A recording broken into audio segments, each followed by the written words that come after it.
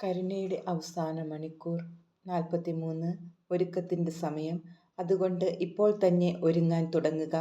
ആദ്യപടിയായി ദൈവത്തോട് അനുരഞ്ജനപ്പെടുകയും കൂദാശകളിലേക്ക് തിരിച്ചു വരികയും ചെയ്യുക.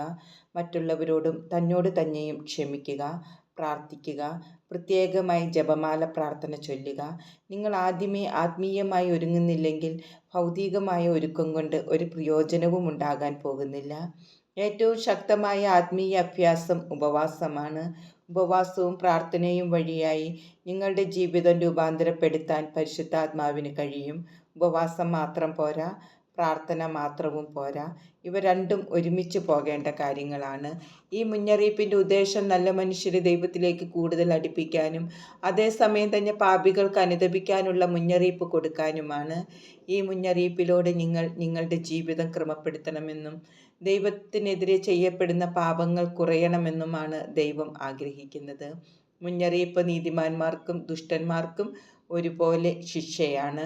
നീതിമാന്മാർക്ക് ദൈവത്തോട് കൂടുതൽ അടുക്കാനും മറുവശത്താകട്ടെ ദുഷ്ടരോട് അന്ത്യകാലം അടുത്തെത്തി എന്ന് പറയാനും.